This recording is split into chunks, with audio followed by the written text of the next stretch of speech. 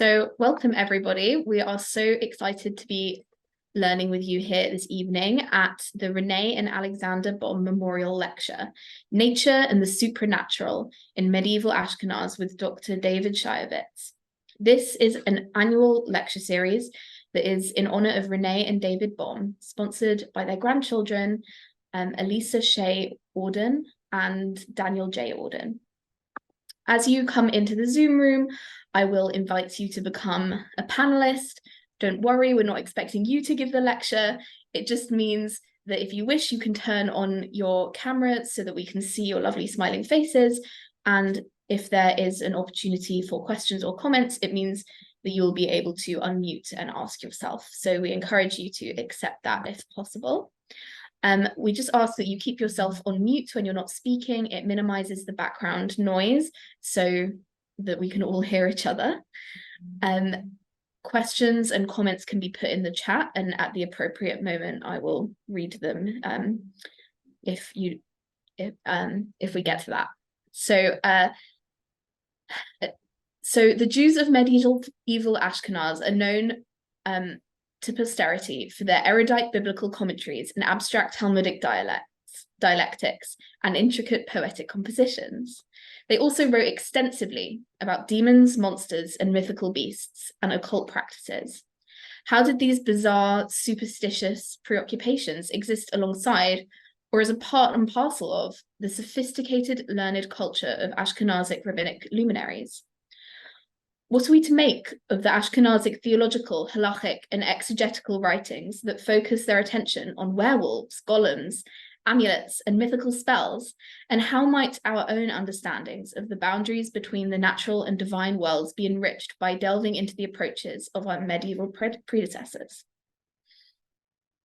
David Shyovitz is Associate Professor of History and Religious Studies at Northwestern University and the Director of NU's Crown Family Center for Jewish and Israel Studies.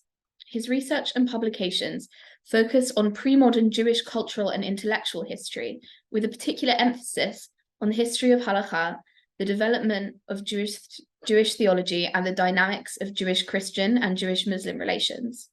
He is the author of the award-winning A Remembrance for His Wonders, Nature and the Supernatural in Medieval Ashkenaz, and the forthcoming O Beastly Jew, Jews and Animals and Jewish Animals in the Middle Ages. David received his BA, MA, and PhD at the University of Pennsylvania and studied for 2 years at Yeshivat Har Etzion. He has been a visiting fellow at the Hebrew University of Jerusalem and at the Katz Center for Advanced Judaic Studies at the University of Pennsylvania, and lectures extensively throughout the United States, Europe, and Israel. With that, I will pass it over to Dr. Shyovitz. All right, thank you so much. Can everybody hear me okay? Just give me a thumbs up. Okay, great.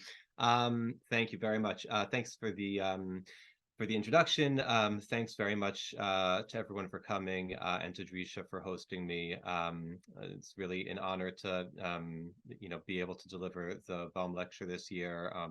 Special thanks and recognition to the Ordan family for putting this together, for making it possible. I learned just today that actually we have some connections. I guess the Shore family, who maybe is on the call as well.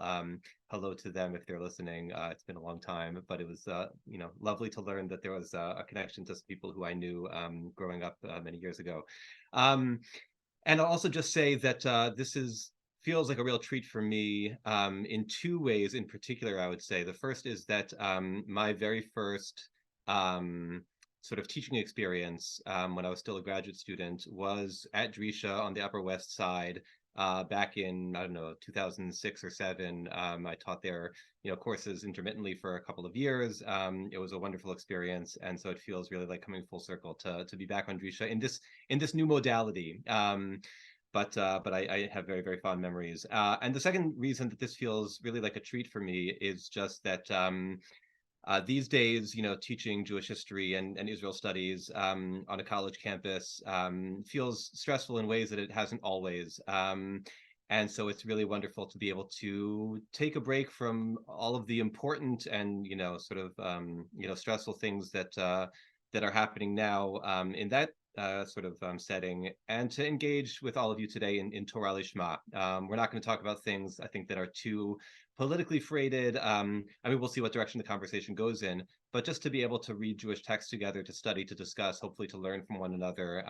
For me, this is really invigorating. And I think feels like a balm, especially right now. Okay, and without further ado, I guess I'll jump in and just start on a very, very brief autobiographical level. This is the way that I think about this topic, nature and the supernatural in Jewish thought. So I think to some degree, I started working on this topic when I was maybe 14 or 15 years old, as a high school student, studying Gemara in a Jewish day school. Maybe it was in 8th grade even. It's hard to remember exactly, but we were studying Arvei Psachim, the 10th parak of Masechet Psachim, which is maybe some of you have had the chance to study it. The section in the Talmud that talks about the Pesach Seder and the 4 cups and the order in which you do everything. It was one of my earliest exposures to Gemara. And those of you who studied that content might know that after the discussion of the Daled Kosot, or maybe there's 5, there's a lot of talmudic discussion there. The Gemara sort of jumps into this fascinating question about demons. The Gemara tells us that it's well known that demons are attracted to even numbers, and therefore pairs of things are dangerous on sort of a metaphysical, spiritual level. And the question, as it relates to the Seder, is how can we do 4 kosot and not an odd number, right? Surely having an even number of kosot sets us up for some kind of catastrophic harm or threat from the demonic realm. Now, the Gemara deals with this issue in a number of different ways. The sort of cutesy answer is that Pesach is a Leil Shimurim, right? It's the night that we are guarded. What are we guarded from? So the Gemara says, oh, well, we're guarded from demons, obviously. The answer is less relevant for me than the fact that the Gemara went in that direction. And again, autobiographically, the fact that when I sort of raised my hand in confusion and asked my Gemara teacher, like, what is going on with these demons? My teacher then, and I think I found this in many different educational settings afterwards, was as eager as could possibly be to change the subject. That's not something that we're going to talk about in class. That's not something we really need to worry about. And it was hard for me to know whether there was sort of a secret here, something hidden, something important that I wasn't ready to be taught, or whether, like me, the Gemara teacher had no idea what to make of this, was just puzzled by, confused by, maybe embarrassed by this reference to demonic, monstrous, threatening creatures that don't seem to have anything to do with the way that I think many of us regularly experience our Judaism. And when I went to yeshiva, to rabbinical seminary, where I studied for a while and started learning Masechet Gittin, which has to do with the laws of divorce. But then you get to the story about Shlomo and Ashmedai turning into a chicken demon who steals the kingship from, if you know the story, great. If you don't, look it up. It's worthwhile. We'll return to it a little bit later. And then as you go on, there's a whole section, a whole chapter in the Gemara about cures for illnesses. If you're possessed by a demon, burn a cat and take its ashes and spread it on your eyes.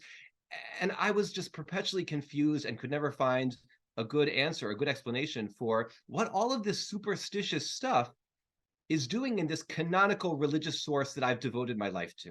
It was very, very hard to get a clear answer to that. And so maybe not surprisingly, I'm going to pull up my slides as I'm talking.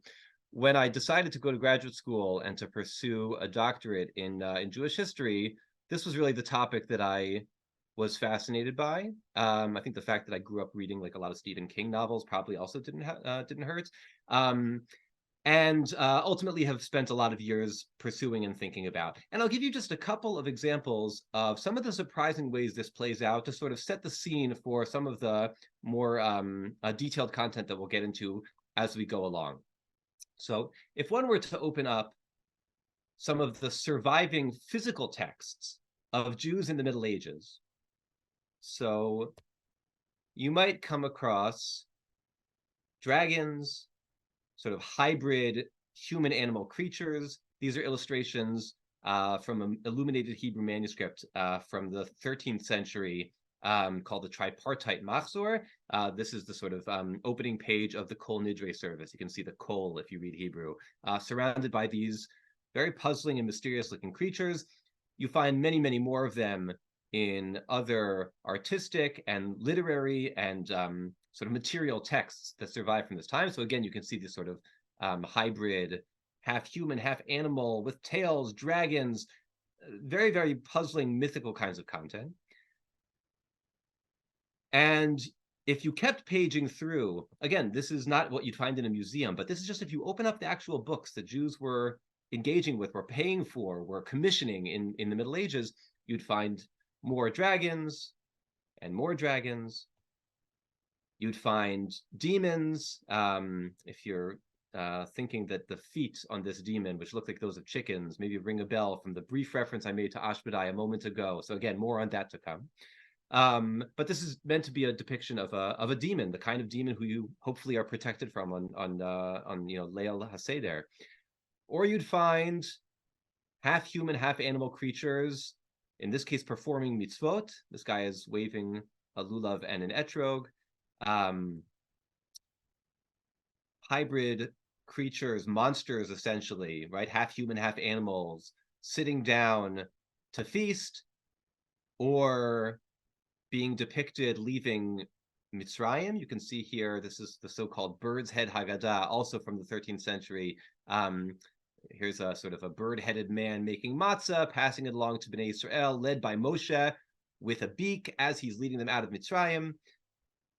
You see monsters lighting the menorah. This Hanukkah is coming up.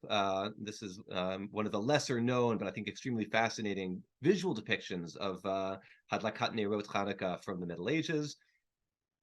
More dragons, more hybrids, a monster blowing the shofar. We can multiply these examples almost ad infinitum. And these visual images would point you in the direction of written texts, not all of which we have time to get into in detail today, that really mirror the sort of preoccupation, the fascination with what looks to us to be the occult, the supernatural, the monstrous, the marvelous, and the wondrous.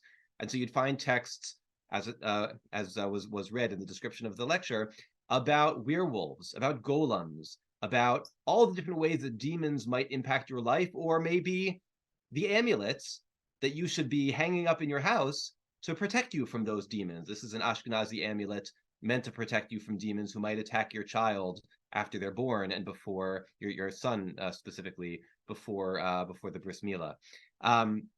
You would find discussions that delve into the text of the Bible, of Tanakh, the text of the prayers, of the Siddur, all of them trying to uncover this hidden, mystical, very, very mysterious stratum of supernatural content.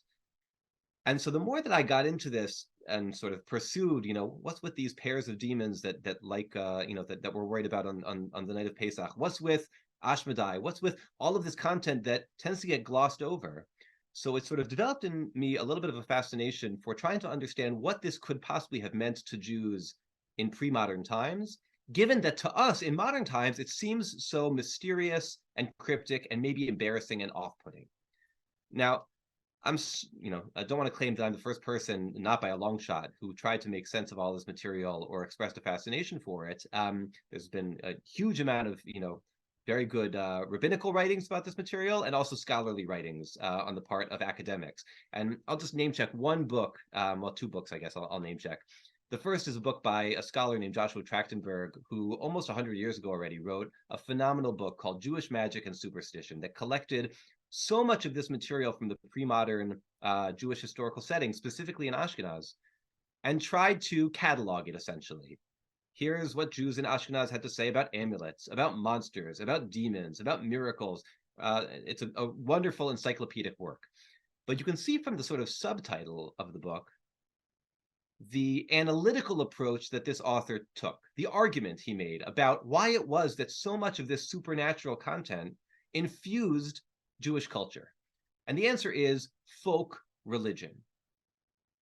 Essentially, that when we find werewolves and witches and golems and demons and hybrids and all the things that I showed you in Jewish texts, in Jewish artwork, so that's not representing the sort of elite level of Jewish society. That's not, what Rashi and the Balei Tosfot and name your Ashkenazic gadol, the Rush or Maharambi Rottenberg, if these names mean anything to you. These are some of the great rabbinic luminaries of Middle Ages.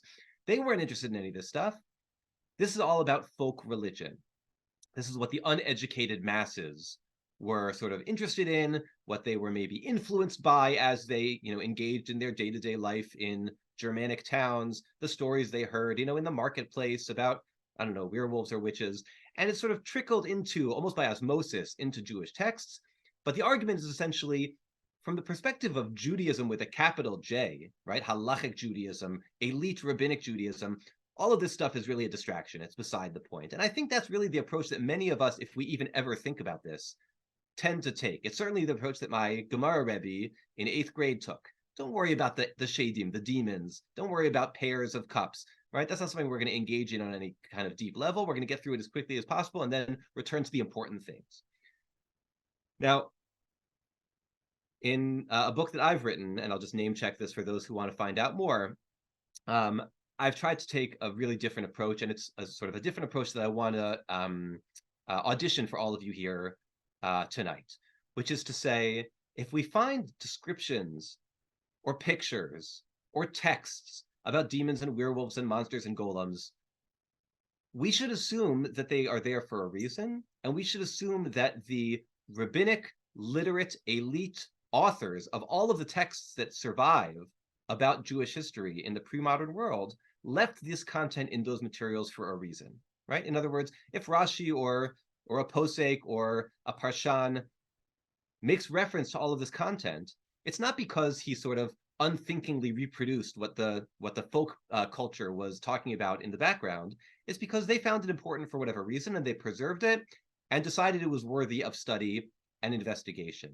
In other words, if we, were to go back in time to that Gemara classroom and study Arvei Psachim or Masechet Gittin or any of these texts, canonical, important texts that describe these superstitious or supernatural things, we should engage with them on the same level of detail. We should engage with them in the same analytical way that we would anything else. What I would like to call this for our purposes today is sort of the supernatural be'iyun, if you know that term, right? There's a common reference to two different ways that one studies Gemara, be'kiyut, which is you sort of read it through quickly to cover as much as possible, and then be'iyun, right? Iyun meaning analysis, that you delve deeply into the sources, you look as carefully as you can at all the subtleties. And people don't tend to study demons or the monstrous be'iyun, but I would like for us tonight just to take one case study of one very brief and cryptic reference to the supernatural, to do a sort of a deep dive into where it comes from, into what it's referencing, into different ways that we might interpret and understand it.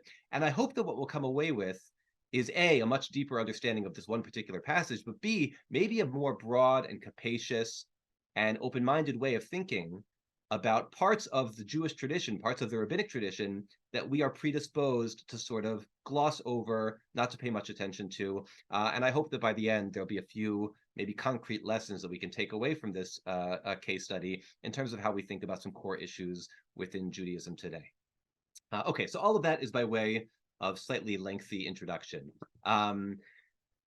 Now, before we get to our specific case study, there's one term that I actually just want to take a second to deconstruct together, because it's a term that's going to come up, I think, a fair amount.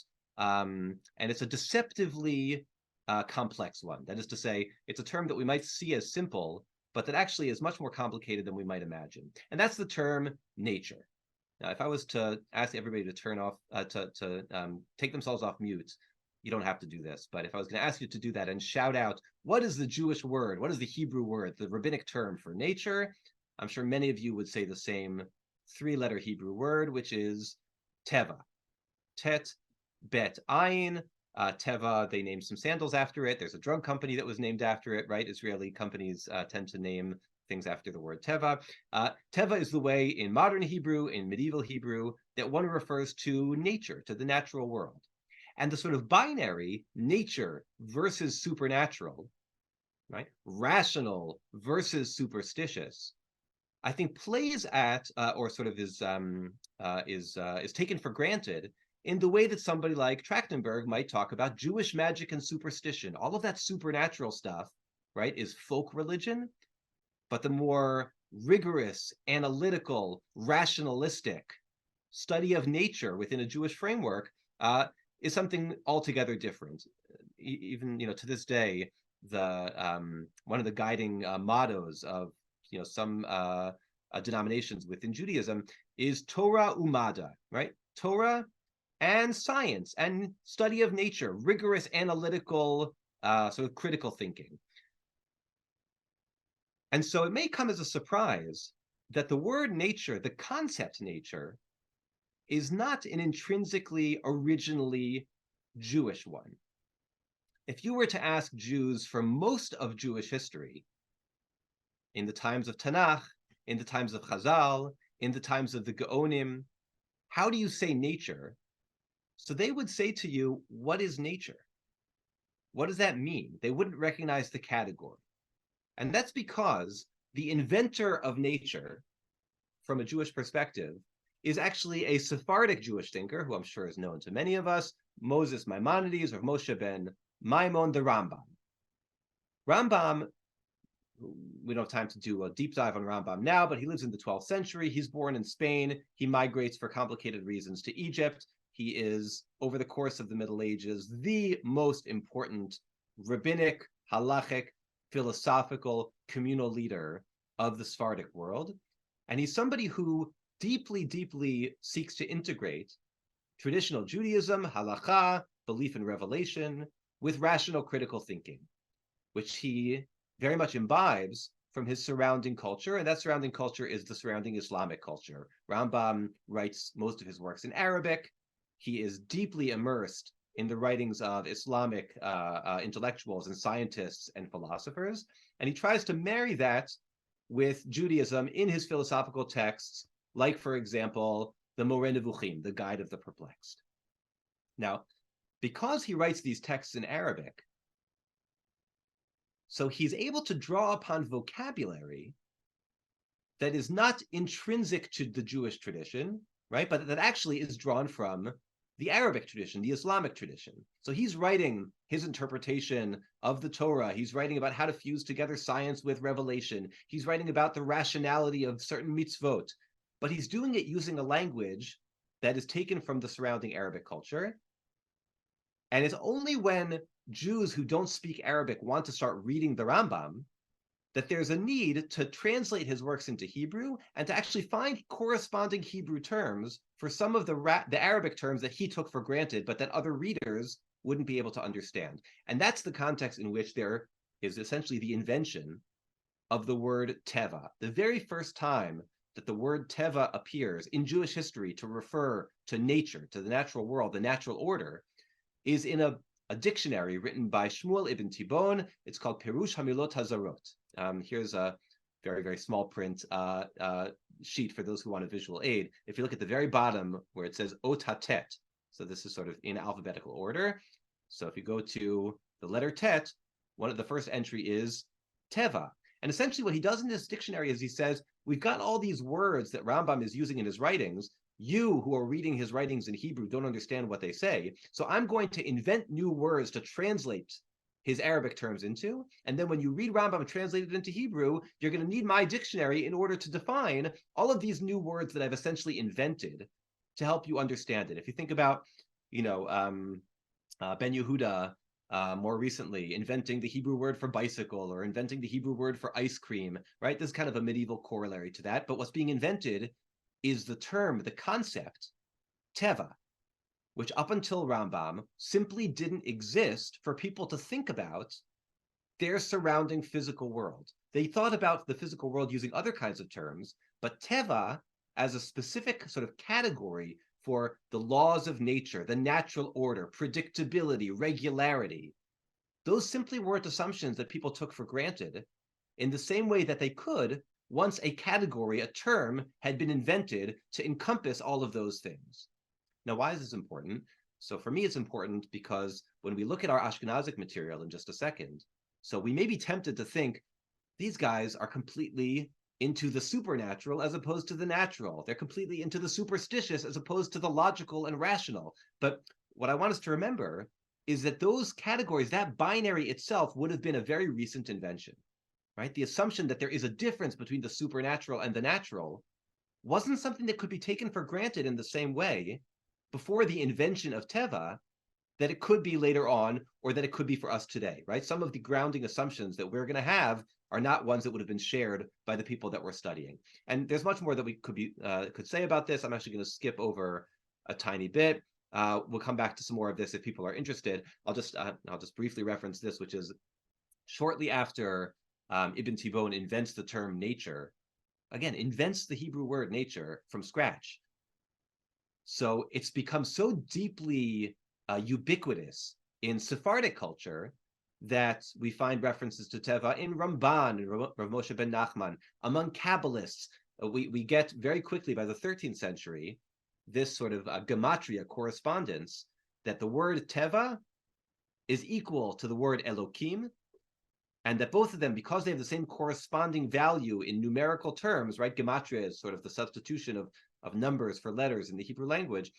Because they mean the same thing, they actually are deeply immersed with one another. So Kabbalists like Joseph Chikatilla or Abraham Abulafia and others will say, actually, Teva is just a new way of referring to God, right? That God is essentially part and parcel of the natural order, and the natural order is part and parcel of God. And I think the fact that you find the equation between Teva and Elokim so quickly after the word itself is invented tells you something very interesting about how sort of quickly, like wildfire, this category caught on, right? It was very soon hard to remember a time before nature, before Teva was around as a way for us to think about the world.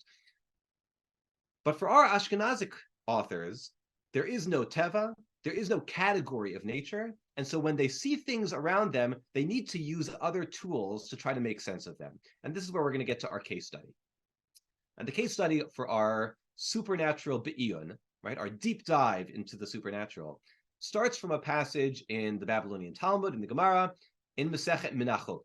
Menachot is in large part about sacrifices. It has to, there's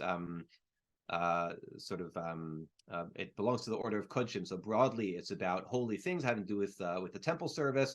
But there's a section in Menachot about the laws of tefillin, of phylacteries.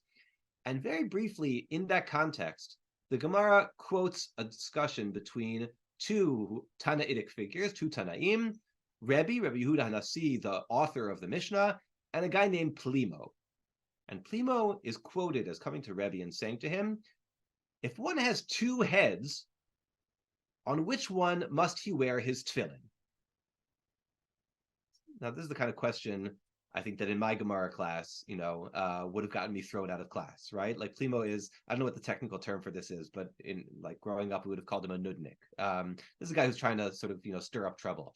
And Rebbe responds basically by saying to him, like, what? Get out of here. Why are you bothering me with this stuff? He says, either go into exile or accept excommunication upon yourself. Basically, get out of my Beit Midrash. Like, I don't want to deal with your ridiculous questions.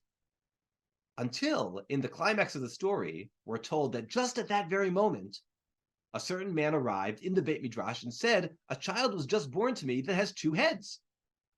How much I give to the priest for his pidyon haben? So this is not a question that he's asking about his newborn child wearing tefillin, right? Newborn children don't wear tefillin. But it's about how much do you give to redeem the firstborn, because the Torah refers specifically to how much you pay lagulgolet, how much you pay per head, essentially, for a pidyon haben to redeem the firstborn. And if there's two heads, so then do you give 5 shkalim? Do you give 10 shkalim? It's an open question that the Gemara then gets into. The Gemara never returns to the question about tefillin. It seems to just leave us sort of hanging with a cliffhanger. And so the Balei HaTosfot, the Ashkenazic descendants of Rashi, the sort of preeminent school of Talmudic interpreters, comment very briefly on this passage, and they say the following. So I'll read this in Hebrew and then translate. Be'olam hazeh leika. In this world, there are no two-headed people. Plimo is asking essentially a silly question. Rebbe was right to dismiss him. Aval, however, yesh b'midrash, there's a story in the Medrash, in rabbinic literature, about Ashmedai, hotzi mitachat karka adam echad, sheyesh lo shnei roshim lifnei Shlomo HaMelech. But there is this story, says the Balei HaTosfot, about Ashmedai, the king of the demons, who pulled from under the ground a man with two heads before Shlomo HaMelech, before King Solomon. End of the story. End of the Balei HaTosfot, essentially. And we, readers of this, are left to wonder, what is this strange midrash? Why are the Balei HaTosfot referencing it? Why are they quoting it? And how are we to understand both the Gemara itself, the question about which head you wear tefillin on if you have two heads, but also the way that these Ashkenazic rabbis, the elite, the upper crust, the intellectual elite of Ashkenazic society, are very briefly and very cryptically engaging with this material. So when I first read this Gemara and the commentary of Tosfot, so I did a little bit of a deep dive to try to identify some of the sources here, and I want to share with you some of what I found. And we'll see what direction it takes us in, but I think there's a lot of fascinating, very, very deep, and actually very, very copious material underlying the brief, just few words that the Balei HaTosfot give here. So to start with, we need a tiny bit of background. This is going to seem as though it's unrelated, but I hope you'll see in a second that it's actually quite important. The Torah, when it describes what we today might call the natural world, the physical surroundings, uses a number of different words to refer to the sky, the heavens, the firmament, the earth, land, the globe, the territory that we all sort of live on, in ways that seem extraneous. So, for example, in Tehillim Kaf Daled, Psalms chapter 24, La Adonai haaretz umloa, tevel v'yoshveva. The earth is the Lord's and all that's in it, the world and those who live in it. Now, the earth and the world presumably are synonymous with each other, but there's two different words that are used, aretz and tevel. Or if we were to add more examples, so we'd find in Yirmiyahu the word arka, which is used to refer to the earth. So now we have eretz, tevel, and arka. If we kept reading through all of Tanakh, we'd find more and more synonymous terms that mean land, earth, territory. And we'd find the same thing for the heavens, for the sky, such that in different midrashim, the rabbis collect all of these terms and try to identify whether they're all synonymous with each other or whether they refer to different earths. Now, by that, I don't mean different planets, but literally different strata within our physical world. And I'll give you a visual aid that I hope will help. So this is, we'll wait on that for a second. This is a chart that represents the structure of the cosmos according to a midrash called Seder Rabba Dibreshit, the greater order of creation. It's probably from Gaonic times, so maybe the 8th, 9th century. It's hard to date exactly. And it does essentially what I just described. It collects all the different words for earth, for heavens that appear in the Torah. It arranges them, as you can see, hierarchically or concentrically. And it says, oh, the reason there are 7 different terms for the heavens, Aravot, Machon, Ma'on, Zvul, Shachakim, Rakia, and Shemayim, is because there are 7 different heavens. There are 7 levels of the heavens. And we use this actually without realizing it all the time. When you refer to something as 7th heaven, right? It's the best thing, the greatest thing. Well, that draws on the ancient idea that there are actually 7 heavens, and they, sort of go up in quality as you ascend through them. Now, the innovation of this text, Seder Rabba Dibreshit, is that in addition to being 7 heavens, there are also 7 earths, because there are 7 terms in the Torah, they think, that also refer to the earth, and they can't all be extraneous. The Torah doesn't recreate language when it doesn't need to. And so those 7 terms must refer to 7 different earths. Cheled, which is where we live. That's what we all presume. I don't know where you're all zooming in from, but presumably all of us are on the surface of the earth. But then beneath Cheled, Tevel and Arka and Yavasha and Charava and Adama and Eretz. And if you had a shovel and you dug deep enough, you would get from Cheled down to Tevel, and then from Tevel down to Arka, and so on and so forth, until after many, many centuries of digging, you would get down to Eretz, right? To the outermost reaches of the earth. And in one additional detail that'll be important in a moment, since there's 7 heavens and 7 earths, this particular midrash, Seder Rabba Dibreshit, also points out that there are 7 hells. There are 7 subterranean realms of punishment that are all included within this third level of arka, right? So if you, again, are looking at the chart, Chelet is where we live, right beneath our feet is Tevel, beneath that is arka, and within arka are these sort of 7, again, concentrically arranged realms of punishment, Sheol, Avadon, Be'er Shachat, etc., all of them encompassed within. So we have this sort of parallel or tripartite division of the world into 21 different sections altogether. Now, you look at this chart and you read the text that it comes from, and you might think, like, this is an interesting intellectual exercise. Okay, fine. They found all these different terms and basically created a world map based on terminology from the Torah. Like, this isn't science as we recognize it, even though I think for the authors of this text, this is basically geology, right? Or planetary science. But it becomes significant because the same text, Seder Rabba Bereshit, describes not just the levels, but also the inhabitants. Who lives in each level? Because there are people or creatures living in some of these realms beneath our feet, according to the Midrash. So I have the English translation here from Seder Rabba Bereshit. We'll read it together, but I gave you a couple of the passages in Hebrew that we're going to focus in on.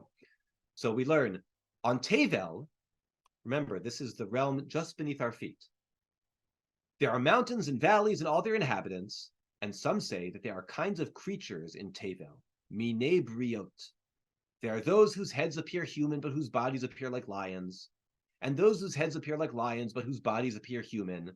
Maybe you're starting to think of some of those images we saw in the illustrations of these hybrid creatures.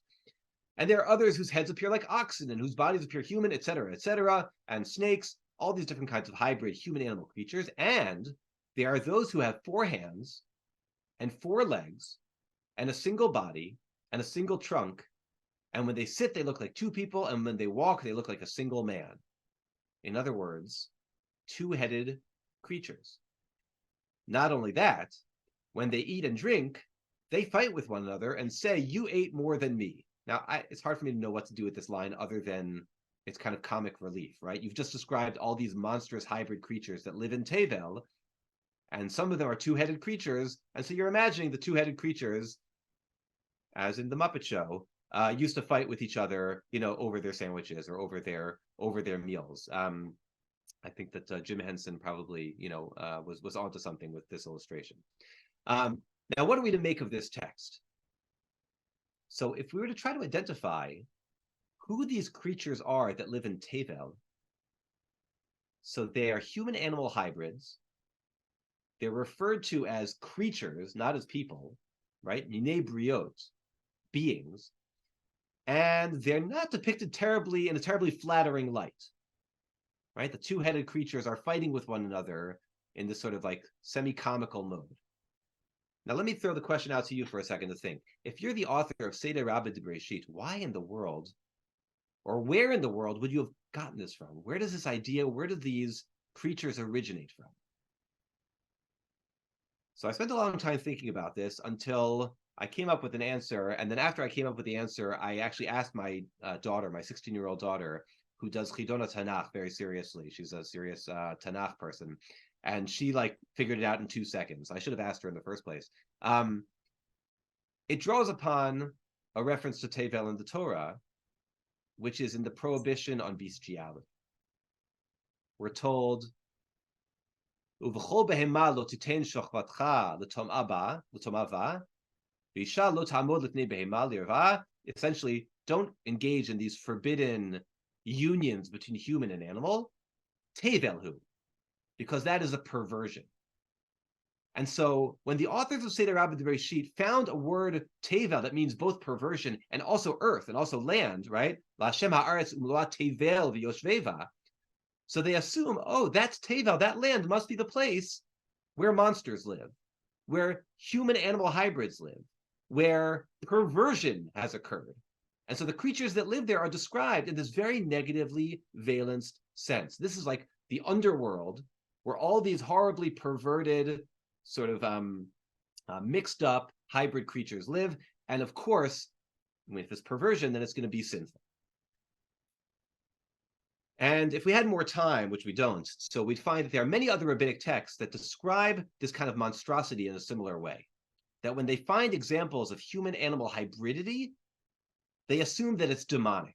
they assume that it's evil, that it's a sign of sinfulness, that basically any human body that deviates from what we take to be the norm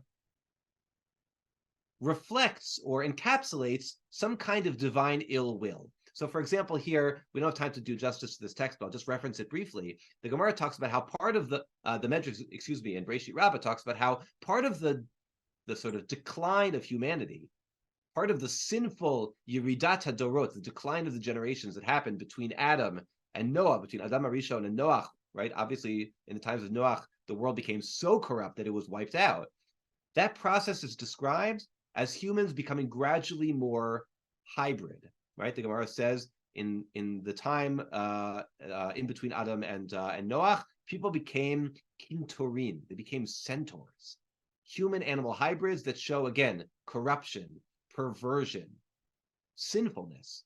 Or, as the next paragraph says, in the days of Enosh, again, after Adam and before Noach, people's faces became like apes.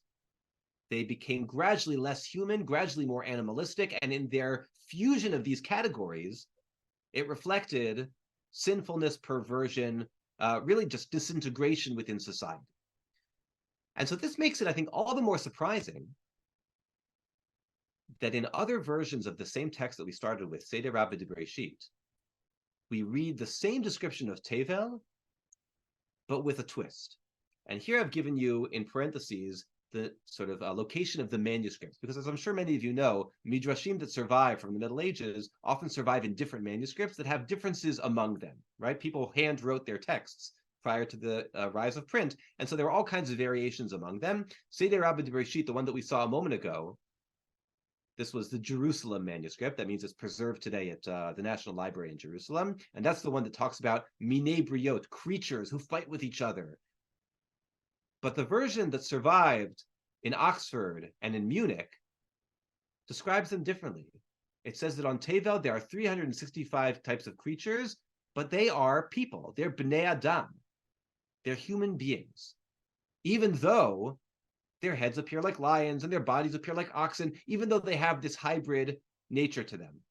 And it describes how the two-headed creatures who live in Tevel, they fight with one another. They say, you ate more than me, you drank more than me, but they add on this additional fascinating line, lest it occur to you that they are wicked, God forbid, they are all absolutely righteous. Kulam tzadikim gmurim hem, which is a fascinating tacked-on line that in the land of Tevel, of perversion, of hybridity, of monstrosity, this version of the text is saying, hybridity is not a sign of evil. Monstrosity is not a sign of perversion. These are bnei Adam, and they are tzadikim gmurim. Fascinating change. And in fact, the last manuscript of this that I want to show you before we move into the Middle Ages and start to wrap up, this is preserved today in the Vatican, another manuscript of Seder Rabbi de Breshit, which talks about, again, types of humans, minei Adam, including two-headed men, who are all fully righteous, and regarding them, Scripture states, how many are your works, O Lord? You have made them all in wisdom. Ma rabu ma'asecha Adonai kulam b'chokhma asita. Which is an amazing statement about people, about creatures, about monsters who live in Tevel, in the land of perversion, of boundary crossing, of hybridity. But we are told they, like the human beings that we encounter in our world, were all made by God in wisdom. They were a reflection of divine chokhmah rather than any kind of a mistake or an aberration. So we see that already in rabbinic times, there is a machloket, there is dispute and disagreement as to how to make sense of bodies of human beings who seem to be monstrous, who seem to be encapsulating within themselves category confusion between human and animal, or between two people and one people, a single trunk and two heads. Now, as we move into the Middle Ages, this machloket endures, because in Sfarad, in Spain, we find again and again references to the creatures who live beneath our feet and who have two heads and who are human-animal hybrids. And they are consistently described as being evil and demonic. And we don't have time to do justice to this passage from the Zohar, but I'll briefly sort of walk you through a couple of its highlights. The Zohar talks about, the Zohar, right, which is a text that circulates in the 13th century, becomes popularized in the 13th century, a sort of classic of Kabbalah, of Jewish mysticism. It really dives deep into demonology and into some of those supernatural things we mentioned before. But this text takes for granted that if you deviate from the laws of nature, from the norms that we all take for granted, or that they took for granted, that deviation is a sign of sinfulness. It's a sign of wickedness, of evil. And so the creatures who have two heads, or who fuse together human and animal identities, they are described as being the descendants of Cain. They're the children of Cain. Cain, in Jewish mysticism, is in himself a demonic kind of a character, right? He's the person who commits the first act of murder. Cain, after he kills his brother Hevel, wanders the earth, and in the imagination of the Zohar, as he wanders the earth, he populates the earth with demons. His children are these supernatural evil forces, and those include sort of evil creatures who have two heads, like two snakes, or one resembles an ox and the other an eagle, right? Again, the sort of idea of human-animal hybridity. When they're joined together, they're transformed into the image of a human being, but in the darkness, they have the image of a two-headed serpent. There's a lot of very evocative and very cryptic language here, but I think what we can draw out of it is that for the readers of Seder Rabbah de Bereshit in medieval Spain and medieval Sfarad, for the Zohar, who is building upon, who's developing the ideas in Seder Rabbah de Bereshit, those creatures in Tevel, those creatures who show category confusion, are demonic and evil and threatening.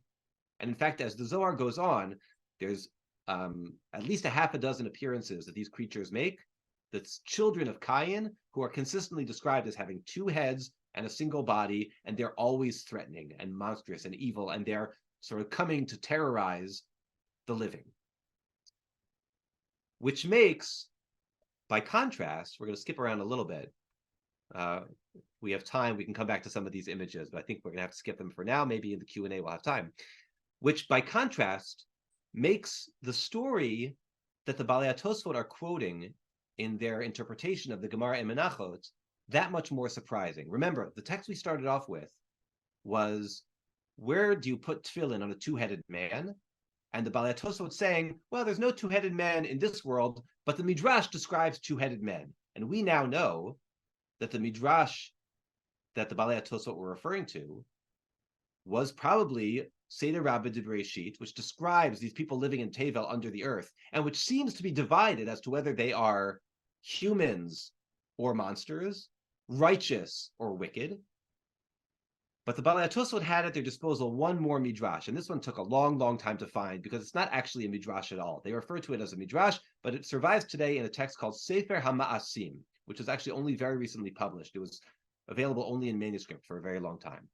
And it tells a story, this is certainly the story that the Balei HaTosfot were referring to, of King Ashmedai appearing one day to Shlomo HaMelech with a challenge. Now, Shlomo HaMelech, we all know who he is, I'm sure. King Ashmedai, as we mentioned before, is the sort of titular king of the demons who appears a number of times in the Gemara in very, very cryptic passages and cryptic stories. And so this is an additional layer of that sort of storyline of encounters between Shlomo and Ashmedai. In this one, Ashmedai says to Shlomo basically, are you the person I've been told is the wisest king of all time? And Shlomo says to him, yeah, that's what, that's me. I'm guilty as charged. And Ashmedai says to him, Im tirtzeh, ani mar'elecha, davar shelo ra'ita mi'amecha me'olam. You think you're so wise? I'm going to show you something that you've never seen or imagined before. And Shlomo says, great, I can't wait. At which point, miyad hoshit yado be'eretz tevel, ve'otzi mimena. So at which point, Ashmedai reaches his hand down into the ground, into the land of Tevel, and he pulls up one of these guys that we now know lives in Tevel, a two-headed man with four eyes, and we would assume also, right, additional sort of doubled features, but on a single body. Today we'd call this conjoined twins, right? But in the imagination of this story, they don't have access to that terminology. And Shlomo is now fascinated, and he interrogates the man. He says to him essentially, who are you? Where did you come from? Ben miata. And the man says, Mibnei Adamani, mi toldot Cain. I'm one of the descendants of Adam via Cain. But this, right, actually works in both ways. He's saying I'm a son of Adam, but he's also saying I am a Ben Adam. I'm a human being. Despite my appearances, I am a person just like you, and I come via Cain. Okay, so now if he's a descendant of Cain, having read the Zohar, we might expect him to be evil, demonic, wicked. Says Shlomo HaMelech, Be'ezem makom moshavchem, where do you live? Amar lo be'eretz Tevel, and he says, I live in Tevel, in this land under your feet. Amar lo yesh lachem shemesh v'yareach? What's it like there? Is there like a sun and a moon? Hein, yeah. V'gamanu chorshim v'kotzrim v'balei tzon v'hemot. We farm, we raise animals, we live lives just like you do. We just have two heads, and presumably other physical differences. Amar lo be'ezem makom tizrach hashemesh. Which direction does the sun rise in? And here we get like the bizarro answer. Well, mima'arav v'tishka b'mizrach. It rises in the west and sets in the east. And here's, I think, the crux. Amar lo titpalalu. Do you pray? Amar lo hen. He said yes. Umahi tfilatchem. What do you pray? What's your religious worship consist of? And he says a line that we should now recognize. Amar lo, ma rabu ma'asecha Hashem kulam b'chokhma asita. How great are your works, O Lord? They are all made in wisdom, which you might remember is the line in the version of Seder Rabbah de Breshit that made these creatures out to be tzaddikim, that made them out to be righteous, that made them out to be bnei Adam just like us. In other words, we're seeing that in this story, we are following the path of the tradition in rabbinic literature that sees hybrid, monstrous, different, threatening creatures as being human beings just like you and me, as being physically different, but spiritually the same. And it's deviating from the approach that we saw in the Zohar, which also builds on these other traditions in rabbinic literature that sees physical difference, that sees physical abnormality as being demonic, as being evil, as being a deviation from the laws of nature. Now, as the story goes on, so we find that Ashkenaz springs his trap, and I know we're running short on time, so I'm going to start to wrap up here. Ashkenaz springs his trap on Shlomo HaMelech and essentially says to him, well, you think you're so wise, Shlomo. Now it's up to you to figure out what to do with this guy. Because Shlomo says to him, can you take him back to Tevel? And Ashkenaz says, no. This was a one-way ticket from Tevel to Cheled. Now he lives here with you, and there's no way for him to go back. And Shlomo now needs to sort of design a sort of a life for a man who has two heads. So Shlomo helps him find a spouse. He marries a wife. They become successful. They have 7 kids. This is how the story wraps up.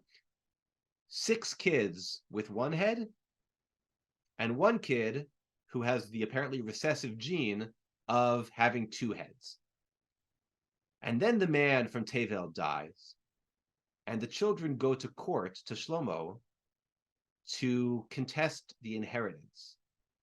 Because the children with one head say, we need to divide our father's estate into 7 sections, whereas the child with 2 heads says, no, we need to divide our father's estate into 8 portions, and we get 2 of them, or I get 2 of them.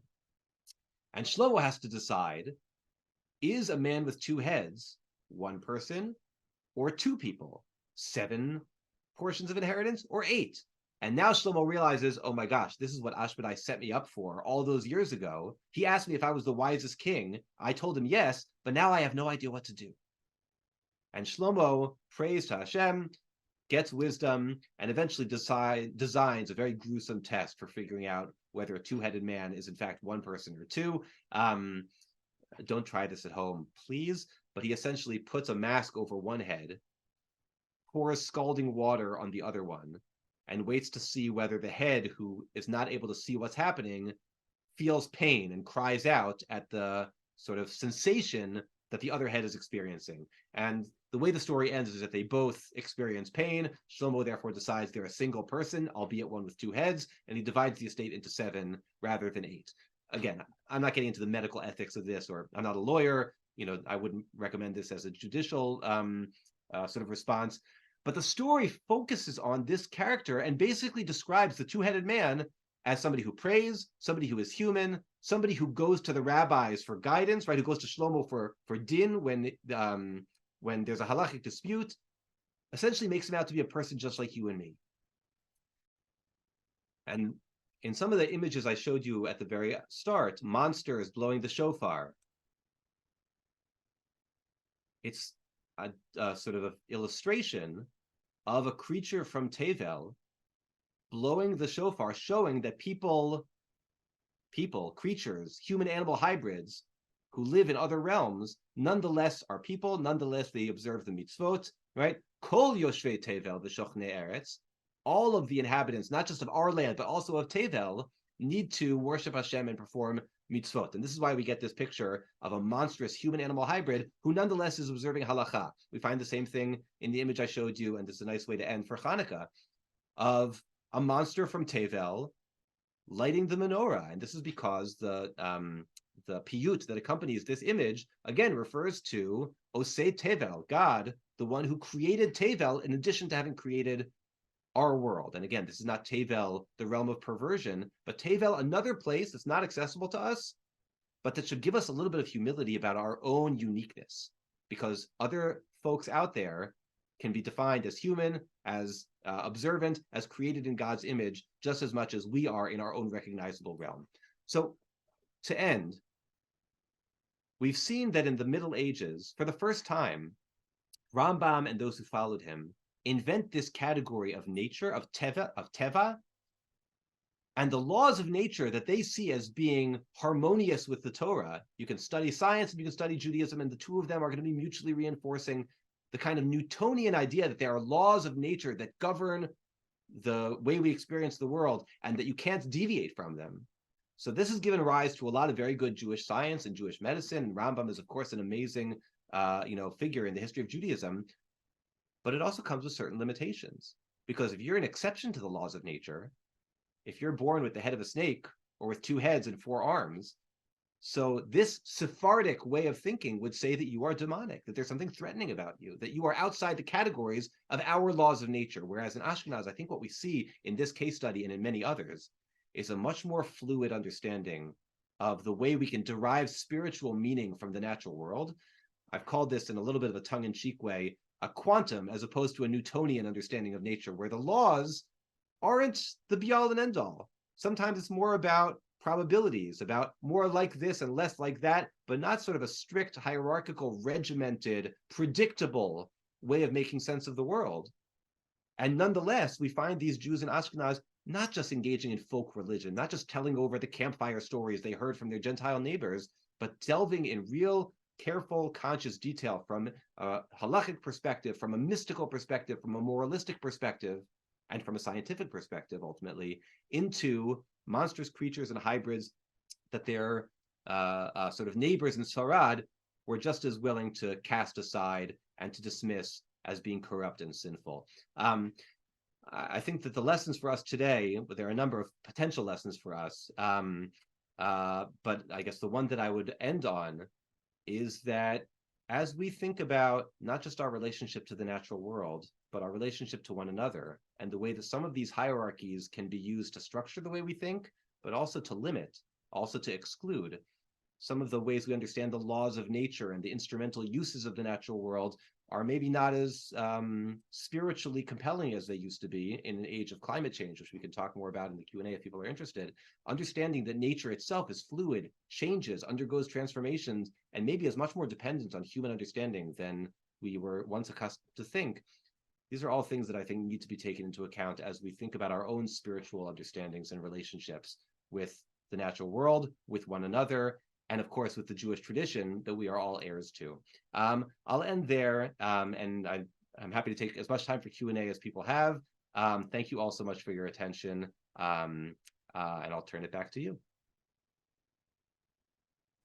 Wow, thank you so much, Dr. Shyovitz. We're technically at the end of our time, but if you have time, maybe we could take 1 or 2 questions. I'm very happy to, and also very apologetic for having gone, I think, over time. So thank you for bearing with me. Fantastic. Okay, I'm just going to give a few announcements and thank yous from Drisha, and then I think we'll have time for 1 or 2 questions. So, of course, thank you so much to Dr. Shyovitz for that fascinating lecture. And thank you very much to the Ordan family for sponsoring this annual Renee and Alexander Bohm Memorial Lecture.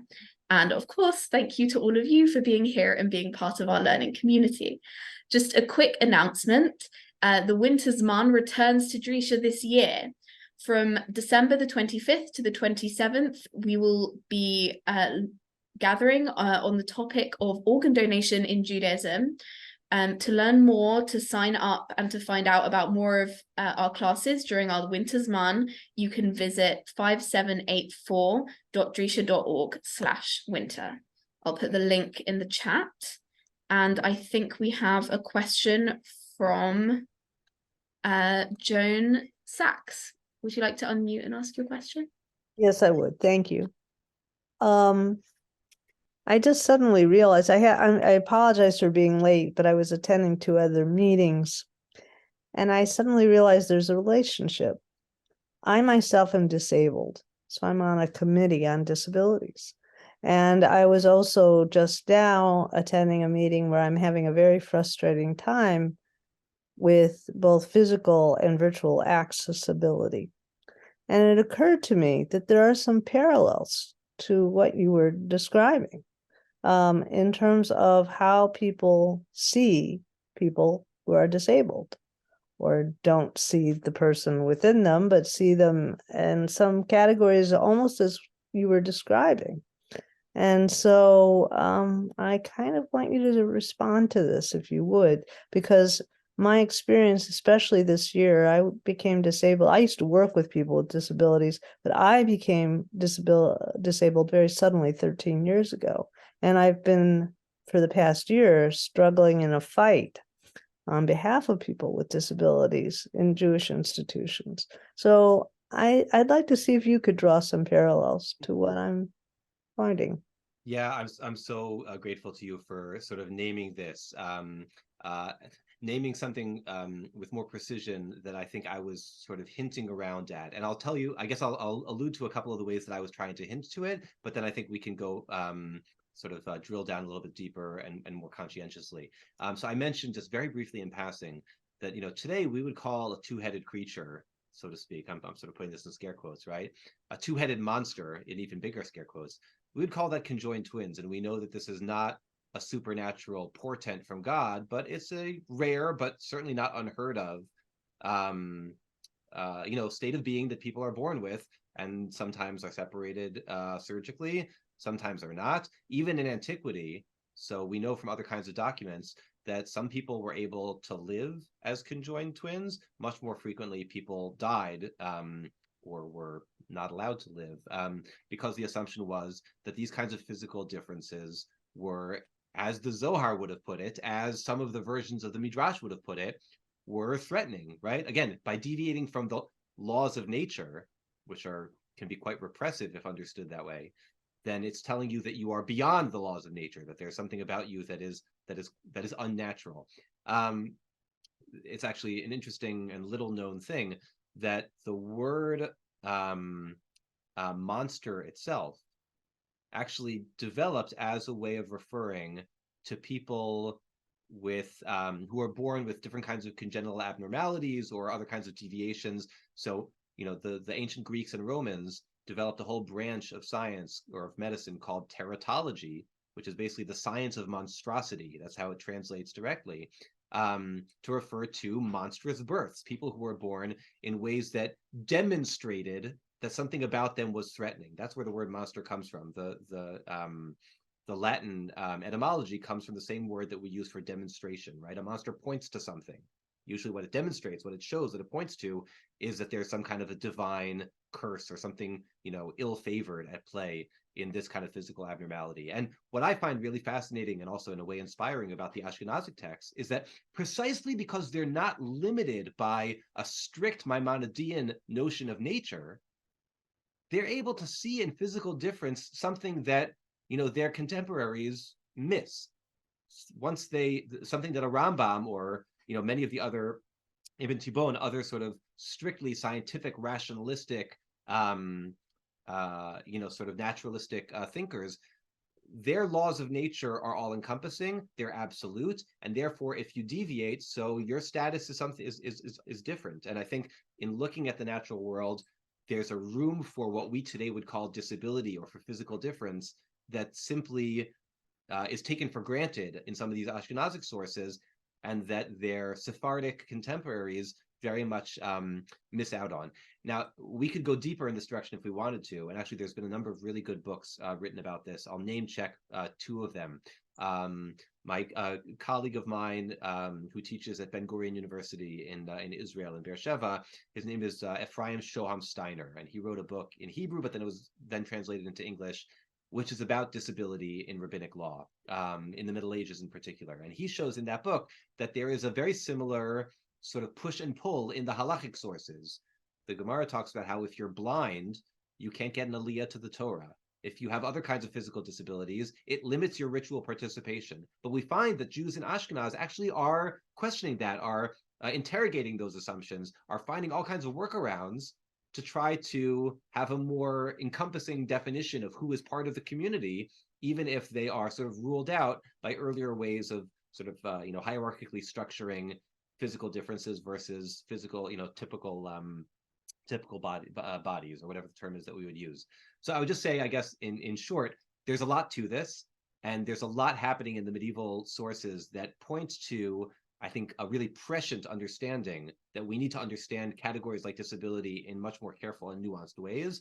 And for me, very strange seeming texts about underground realms where human-animal hybrids live, ironically come to have like halakha l'maaseh, very applicable lessons for some of the issues that we today are continuing to think about and to struggle with. I hope that helps a little bit. It helps a lot. Is there any way for me to try to reach you, just to have a conversation? I'm gonna, as we talk, put my email address in the chat. Okay. And you and anybody else, I'm more than happy. I'm seeing actually that in the chat there are other questions that I don't know if we'll get to. I mean, I'm happy to stick around and answer anybody's questions, but in case we don't get to all of them, please feel free to email me. I'm more than happy to be in touch with everyone. I'm very grateful. Thank you. Wonderful. Thank you for that excellent question, Joan, and thank you, Dr. Shyovitz. There's one more question in the chat I want to bring. Julian asks, what does it mean by, in one of the Zohar slides, primordial deities, when it says Na'amah, mother of demons, after whom the primordial deities strayed? Yeah, so there's a lot here, and I'll try and do it, al regel achat, so to speak, like, in very, very brief. Ashmedai is a character. We read some small parts of one story about him, right? About Ashmedai, the trickster who pulls the guy out of Tevel. Ashmedai appears a number of other places in the Talmud and in certain midrashim. And there are a number of other named demonic characters that appear here and there, again, usually in very cryptic ways. So maybe the second most famous after Ashmedai is Lilith. Maybe some of you have heard of Lilith, who would have an afterlife as kind of a feminist icon, Lilith there. A whole fascinating discussion to be had about the history of ideas about Lilith. And another one is Na'amah, who is particularly... who features particularly prominently in the Zohar and in sort of medieval Kabbalah. The primordial deities that are being referred to there are essentially the angels who, in the Kabbalistic understanding, descended from heaven and committed sins with human women. This is in Breshit Perek Vav, or maybe the very end of Hay, I don't remember. I think the beginning of Vav, right, where the Torah talks about how the Bnei Elohim, in those days, took wives from anybody they wanted to, and they produced the Nephilim.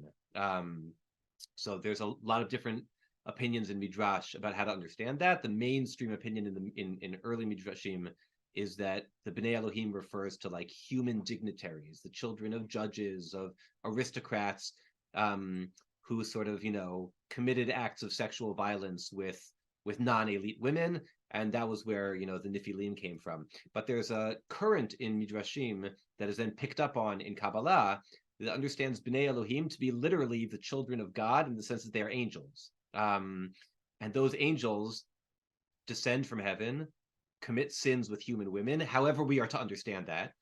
And the Nephilim who result are giants because they are half human, half angel. And Nephilim, in that understanding, refers to Elusha Naflu, the fallen angels, right? It's from the root of to fall or to descend. This was made most famous, of course, by Milton in Paradise Lost, right? Milton knew a lot of rabbinic literature very well. And not only he, but other Christians in the early modern period took this story about the fallen angels as their sort of biblical anchor for the idea that Lucifer used to be an angel and then he went to hell and became a devil, became a demon. And this story in Breshit is sort of the proof text for that. So the primordial deities that are being referred to there are some of these other angels. Usually in Midrashim, they're referred to like as Azazel, sometimes as Shem Chazai. There's another of other named like angel demons who are understood to sin with Na'amah, to engage in these kinds of sexualized behaviors. And that is, in the imagination of the Zohar, one of the root causes of evil in the world, is this sort of perverse kind of category mixing between, angels and humans, sexuality and the divine. And I think for our purposes, the characters from Tevel are read into that story, right? Who are the ones who are produced by Cain when he engages in these demonic activities? Well, they're half human, half angel. They have two heads. They're half human, half animal, right? Those sort of descriptions that in Tevel we found in Seder Rabbah de Bereshit. It's very easy for the Zohar to read those as being references to demons, to evil, to perversion, which makes it, I think, that much more striking that our Ashkenazic guys are basically saying, no, those characters in Tevel are tzadikim gmurim, kulam b'chokhmah asita. It really sort of brings that sharp distinction into focus. Wow, thank you so much for that fascinating answer. I think that's all the questions we had. So I think now's the time to wrap up. Thank you so much for your time. And thank you everyone for your questions. I'm sure we'll see you again very soon here at Drisha. Have a wonderful week. Have a wonderful night, everyone. Thanks again.